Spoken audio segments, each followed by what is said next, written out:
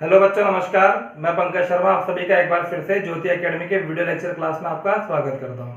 Previous video में हमने एक नया चैप्टर स्टार्ट किया था, न्यूक्लियर फिजिक्स। ये न्यूक्लियर फिजिक्स का वीडियो लेक्चर नंबर 2 है। प्रीवियस वीडियो लेक्चर में हमने सीखा था कि किसी तत्व को निम्न प्रकार से प्रदर्शित किया जाएगा ZXA, जहां Z बराबर आपको बताया गया था Z इक्वल टू होता है परमाणु क्रमांक, जिसे एटॉमिक नंबर भी कहा जाता है। परमाणु क्रमांक का मतलब यहाँ पर ये इसका एक स्पेसिफाइड नंबर होगा।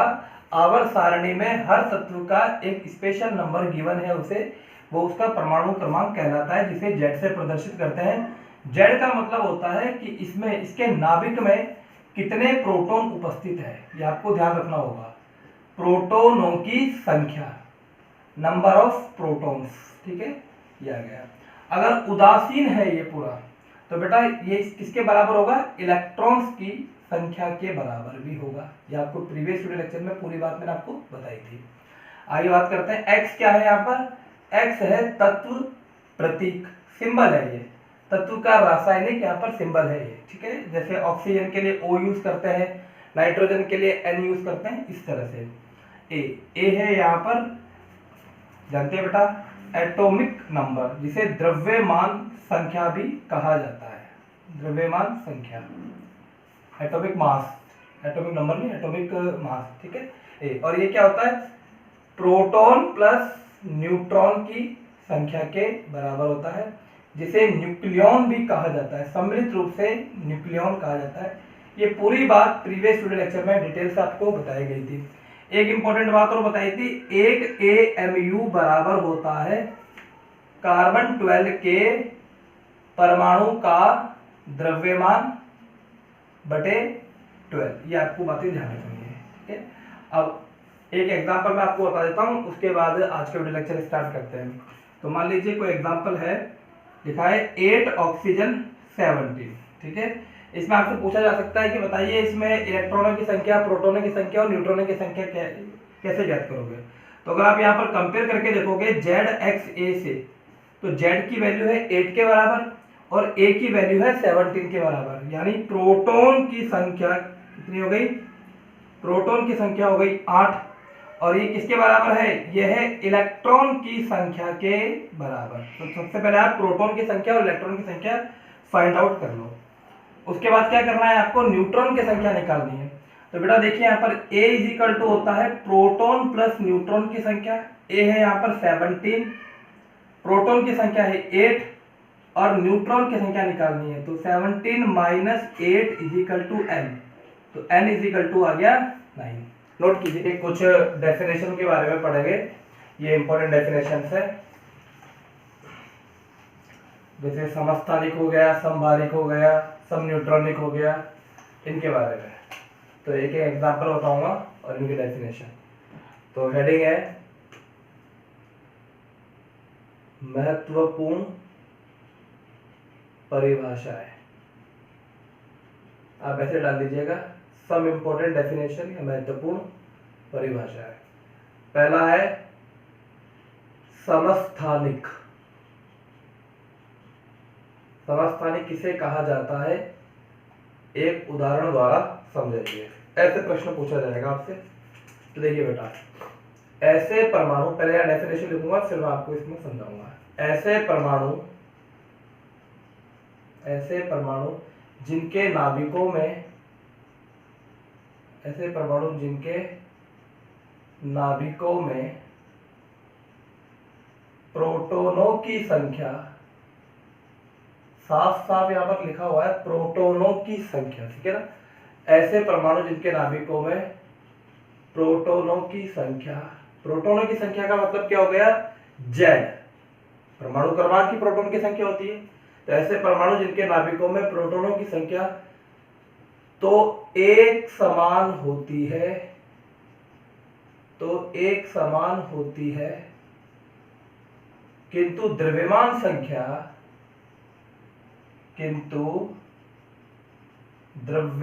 संख्या ऐसे लिखा जाता है कैपिटल ए से। द्रव्यमान संख्या भिन्न भिन्न होती है या अलग अलग होती है। भिन्न भिन्न होती है। अर्थात इसका मतलब क्या हुआ, अर्थात किसी एक तत्व के, अर्थात किसी एक तत्व के, अर्थात किसी एक तत्व के समस्थानिकों के नाभिकों, समस्थानिकों के नाभिकों में, समस्थानिकों के नाभिकों में प्रोटॉन की संख्या तो, प्रोटॉन की संख्या तो एक समान हो, प्रोटॉन की संख्या तो एक समान हो, परंतु या किंतु न्यूट्रॉनों की संख्या, न्यूट्रॉनों की संख्या अलग अलग हो, अलग अलग होती हो। क्या कहलाते हैं, समस्थानिक कहलाते हैं। समस्थानिक, वैसे हमने यहाँ पर भी लिख दिया समस्थानिकों के नाभिकों में, ठीक है ना, इसको लिखने की आवश्यकता भी नहीं है, लेकिन फिर भी आप देख लें। अब यहाँ पर एग्जांपल से आप समझेंगे। देखिए बेटा क्या कह रहा है ये, ऐसे परमाणु, यहाँ पर दो या दो से ज्यादा की बात कर रहे हैं, ऐसे परमाणु जिनके नाभिकों में Z तो एक समान हो, यानी सभी का परमाणु क्रमांक एक समान हो। परमाणु क्रमांक एक समान होगा तो बेटा वो क्या होगा, वो एक ही तत्व रहेंगे, यहाँ पर एक ही परमाणु रहेंगे, ठीक है। किंतु द्रव्यमान संख्या अलग अलग हो, ध्यान रखना, Z एक समान और A अलग अलग। Z का मतलब होता है प्रोटॉन की संख्या, ठीक है।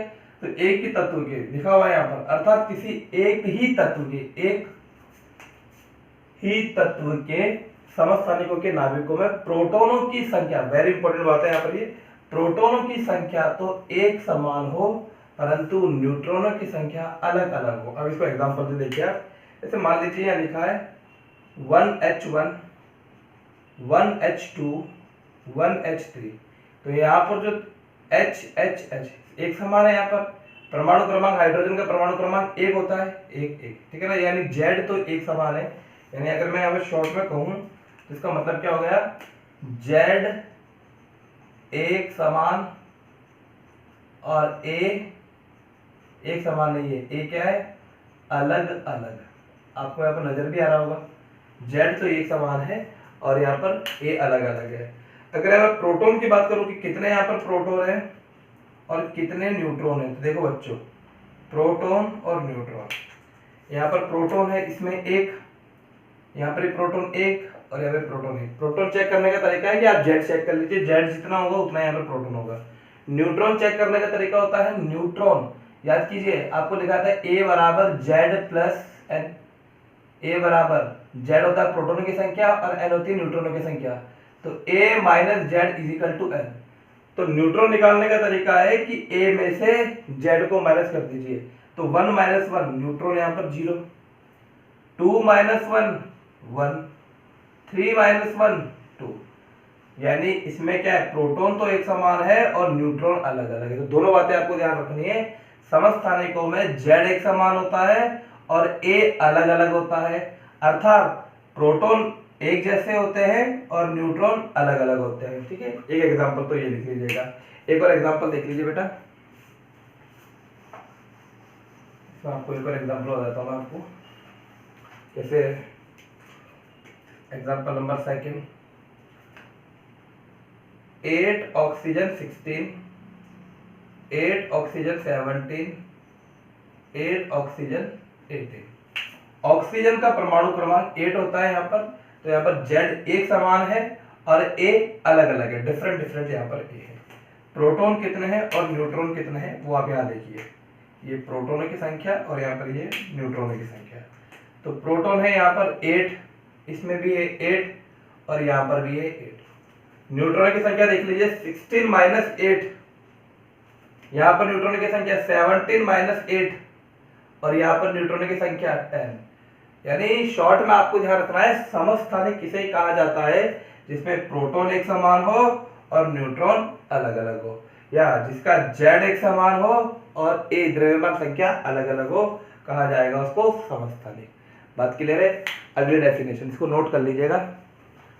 सेकंड डेफिनेशन है समभारिक, इनको इंग्लिश में भी ध्यान रखना, आइसोटॉप्स और आइसोबार। अब सेकंड डेफिनेशन है समभारिक। आइए इसकी डेफिनेशन देखते हैं। ऐसे नाभिक जिनमें, नाम से समझ में आ रहा है, समभारिक यानी भार एक समान, भार मतलब द्रव्यमान संख्या। ऐसे नाभिक जिनमें द्रव्यमान संख्या कैसे लिखा जाता है, कैपिटल एस है। ऐसे नाभिक जिनमें द्रव्यमान संख्या, अर्थात द्रव्यमान संख्या का मतलब होता है न्यूक्लियॉन, अर्थात न्यूक्लियॉन संख्या, ठीक है, तो एक समान होती है। न्यूक्लियॉन संख्या तो एक समान होती है, किंतु परमाणु संख्या यानी परमाणु क्रमांक, ठीक है, जेड। इसका मतलब क्या होता है परमाणु संख्या का मतलब, यहाँ पर ब्रैकेट में लिख देना। परमाणु संख्या का मतलब होता है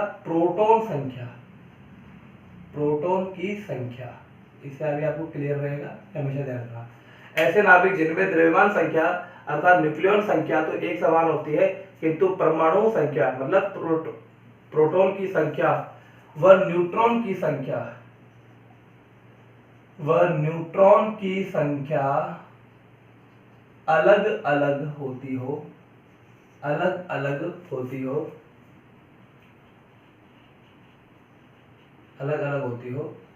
समभारिक कहलाते हैं। एग्जाम्पल से मैं आपको बताता हूँ, आपको ज्यादा क्लियर होगा। देखिए बेटा, इधर एक एग्जाम्पल लिया हमने 6C14 और एक एग्जाम्पल लिया 7 नाइट्रोजन 14। देखिए यहाँ पर क्या कह रहा है ये, ऐसे नाभिक जिनमें द्रव्यमान संख्या अर्थात न्यूक्लियॉन का मतलब होता है total number of proton plus neutron, यानी न्यूक्लियॉन प्रोटॉन प्लस न्यूट्रॉन की संख्या तो एक समान हो, द्रव्यमान संख्या एक समान हो। इसकी भी 14 है, इसकी भी 14 है, यानी दोनों की द्रव्यमान संख्या एक समान है, लेकिन परमाणु संख्या अलग अलग, इसकी 6 है, इसकी 7 है। और अच्छा, परमाणु संख्या से क्या समझ में आता है, प्रोटॉन की संख्या, यानी इसमें प्रोटॉन 6 है और इसमें यहाँ लिख भी दीजिए प्रोटॉन कितना और न्यूट्रॉन कितना। तो यहाँ पर प्रोटॉन है 6 और यहाँ प्रोटॉन है 7, यहाँ न्यूट्रॉन है। न्यूट्रॉन ज्ञात करने का तरीका है ए में से जेड माइनस कर दीजिए, तो यहाँ पर न्यूट्रॉन है 8 और यहाँ न्यूट्रॉन है 7, ठीक है बेटा। दोनों को आप ऐड करेंगे तो यहाँ पर P प्लस N को ऐड करेंगे तो यहाँ पर द्रव्यमान संख्या आ जाएगी। ये द्रव्यमान संख्या इसकी है 14 और इसकी भी है 14। तो देखिए यहाँ पर ऐसे नाभिक जिनमें द्रव्यमान संख्या अर्थात न्यूक्लियॉन संख्या तो एक समान हो 14, किंतु परमाणु संख्या मतलब प्रोटॉन की संख्या 6, 7, न्यूट्रॉन की संख्या 8, 7 अलग अलग हो, क्या कहलाएगा बेटा, समभारिक कहलाएगा। ये ध्यान रखना है, सेकंड डेफिनेशन, ठीक है। चलो इसको नोट कर लीजिएगा आप। तीसरी डेफिनेशन देखिए अब, सम न्यूट्रॉनिक, नाम से समझ में आ रहा है सम न्यूट्रॉनिक, ठीक है। पहला हमने पढ़ा समस्थानिक, दूसरा हमने पढ़ा समभारिक, अब तीसरा पढ़ेंगे सम न्यूट्रॉनिक। नाम से समझ में आ रहा है सम न्यूट्रॉनिक का मतलब हो गया कि यहाँ पर न्यूट्रॉन की संख्या एक समान है। तो थोड़ा डेफिनेशन देखिए, सम न्यूट्रॉनिक, सम न्यूट्रॉनिक में लिखेंगे भिन्न भिन्न अलग अलग भिन्न भिन्न तत्वों के ऐसे नाभिक, भिन्न तत्वों के ऐसे नाभिक जिनमें न्यूट्रॉन की संख्या, जिनमें न्यूट्रॉन की संख्या, न्यूट्रॉन की संख्या मतलब ये n, न्यूट्रॉन की संख्या को n से लिखा जाता है, जिनमें न्यूट्रॉन की संख्या तो एक समान होती है,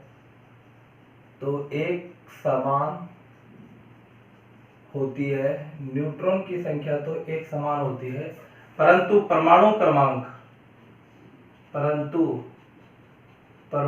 क्रमांक का मतलब प्रोटॉन की संख्या, ठीक है ना। परंतु परमाणु क्रमांक व द्रव्यमान संख्या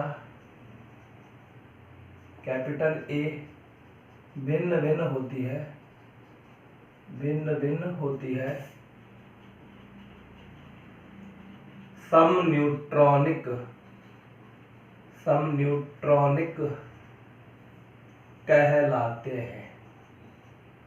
समन्यूट्रॉनिक कहलाते हैं।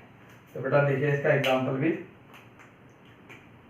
फॉर एग्जांपल क्या लिखा मैंने, 6p17, कार्बन का परमाणु क्रमांक 6 और इसकी द्रव्यमान संख्या 13 यहाँ पर, ठीक है ना। 7 नाइट्रोजन 14। अब इसमें देखिए यहाँ पर Z भी अलग अलग है और A भी अलग अलग है। अगर Z एक समान होता तो समस्थानिक कहलाते, A एक समान होता तो समभारिक कहलाते हैं, लेकिन यहाँ पर Z भी अलग अलग और यहाँ पर A भी अलग अलग। समझना बात को, ठीक है, आपको आई होगी बात समझ में। यहाँ पर प्रोटॉन की संख्या और न्यूट्रॉन की संख्या देख लेते हैं। प्रोटॉन की संख्या है यहाँ पर 6 और यहाँ पर प्रोटॉन की संख्या है 7, ठीक है। तो यहाँ पर समस्थानिक का तो सवाल ही नहीं उठता। समस्थानिक में दोनों एक समान होते हैं, अर्थात परमाणु क्रमांक एक समान होता है, ठीक है। P प्लस N इन दोनों का योग यहाँ पर 13 है और यहाँ पर 14 है, तो ये समभारिक भी नहीं है। अब आ जाते हैं न्यूट्रॉन की संख्या। न्यूट्रॉन की संख्या के लिए 13 माइनस 6 कीजिए तो यहाँ पर आया 7 और 14 माइनस 7 कीजिए 7, तो यहाँ पर न्यूट्रॉन की संख्या एक समान आ गई। देख लीजिए चाहे तो एक समान आ गई, तो ये क्या कहलाएगा बच्चों, ये कहलाएगा सम न्यूट्रॉनिक। तीनों चीजें आपको समझ में आ गई होगी। एक बार शॉर्ट में बता देता हूं। पहला समस्थानिक, ध्यान रखना है, Z एक समान, Z देख लीजिए Z एक समान होना चाहिए। दूसरा है समभारिक, समभारिक का मतलब होता है A एक समान, ठीक है। और तीसरा है सम न्यूट्रॉनिक। सम न्यूट्रॉनिक को चेक कर लीजिएगा कि N इज इक्वल टू होता है A माइनस Z, एक समान। बात समझ में, यहाँ पर भी तो आपने A माइनस Z ही करा है, A माइनस Z 7 आया, A माइनस Z 7 आया, ठीक है। शॉर्ट में ध्यान रखिएगा, समस्थानिक का मतलब Z एक समान, प्रोटॉन की संख्या एक समान। समभारिक का मतलब A एक समान, अर्थात प्रोटॉन प्लस न्यूट्रॉन की संख्या एक समान। और सम न्यूट्रॉनिक अर्थात न्यूट्रॉनिक की संख्या एक समान, A माइनस Z एक समान। इन तीनों को नोट कीजिए। चौथा है आपके प्रतीप या दर्पण नाभिक, पहले नोट कीजिए। चौथी जो डेफिनेशन है वो थोड़ी सी अलग है, उसको भी आप अच्छे से समझिएगा। फोर्थ डेफिनेशन है, एक सेकेंड, फोर्थ प्रतीप या दर्पण नाभिक, मिरर। दर्पण का मतलब मिरर होता है, इसका मतलब क्या हुआ, पहले डेफिनेशन लिखूंगा तो आपको समझ में आ जाएगा। प्रतीप या दर्पण नाभिक, तो देखिए बेटा, ऐसे ये ऐसे नाभिक है, ये ऐसे नाभिक है जिनमें द्रव्यमान संख्या कैसे लिखा जाता है, कैपिटल ए से। ये ऐसे नाभिक है जिनमें द्रव्यमान संख्या तो एक समान, इनमें द्रव्यमान संख्या तो एक समान होती है, फिर तो इसे समभारिक हो जाना चाहिए था, क्यों, देखना भी आपको और बात समझ में आएगी। ये ऐसे नाभिक है जिनमें द्रव्यमान संख्या तो एक समान होती है, परंतु प्रोटॉन एवं न्यूट्रॉन की संख्या, परंतु प्रोटॉन व न्यूट्रॉन की संख्या परस्पर परिवर्तित होती है,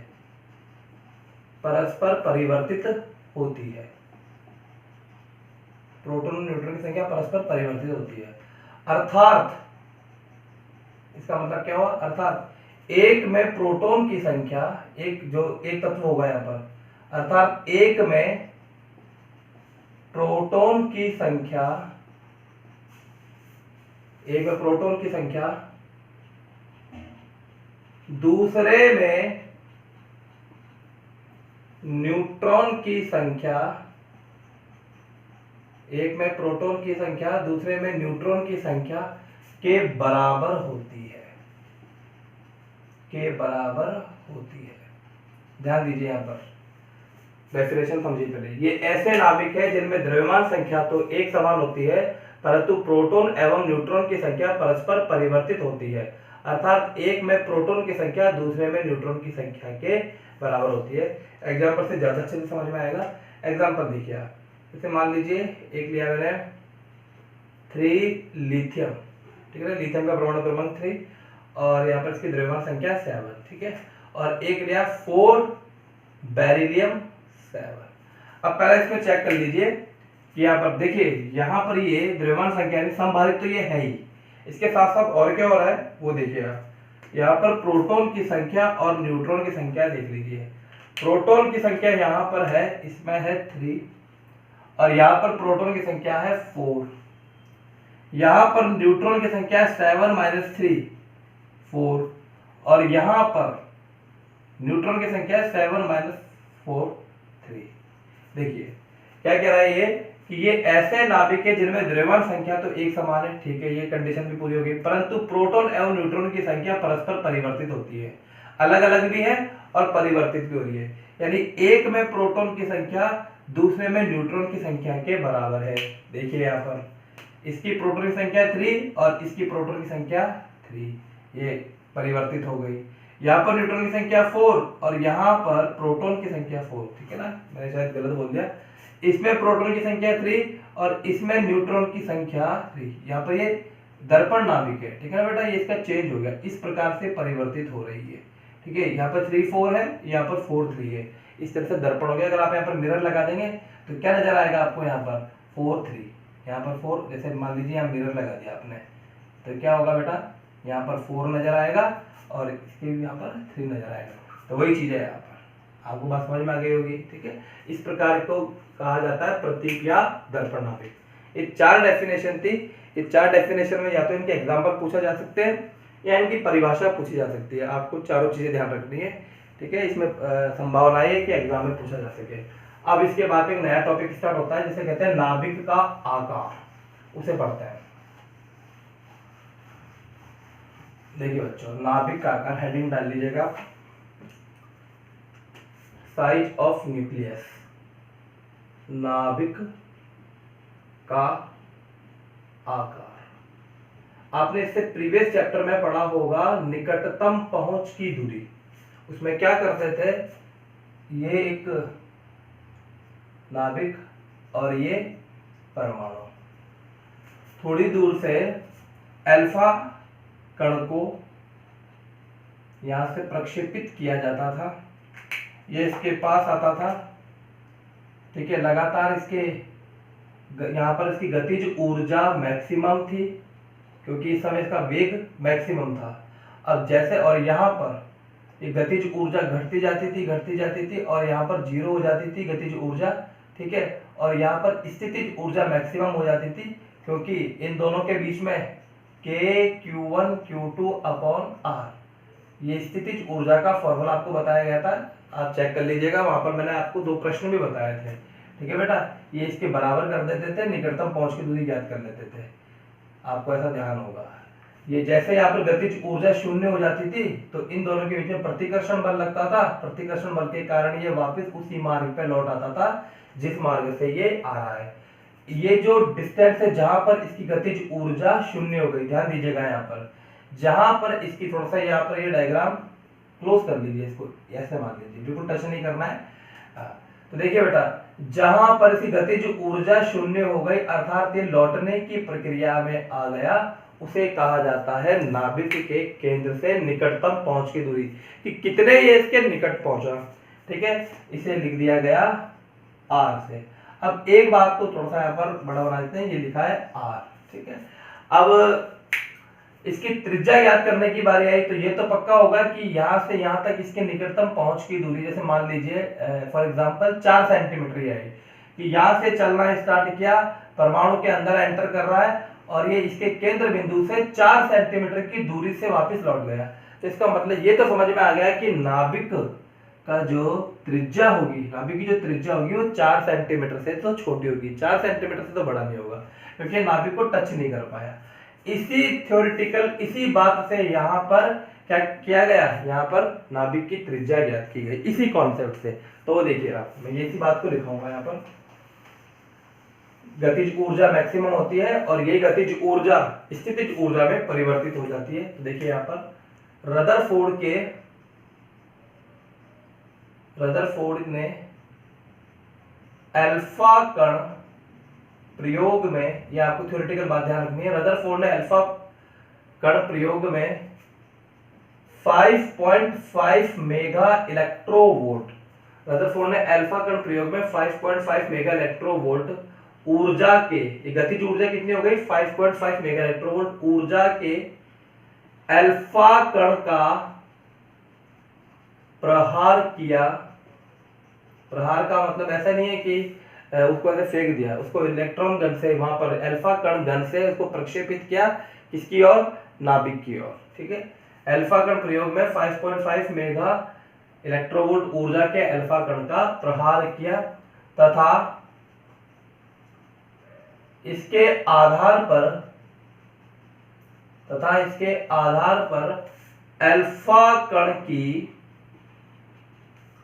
निकट पहुंच की दूरी, निकटतम भी बोल सकते हो, निकट पहुंच की दूरी ज्ञात की, निकट पहुंच की दूरी ज्ञात की। इसी से आपको त्रिज्या ज्ञात करने को मिलेगी।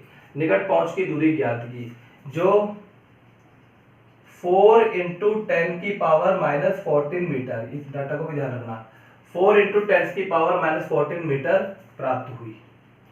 ठीक है बेटा, इस आधार पर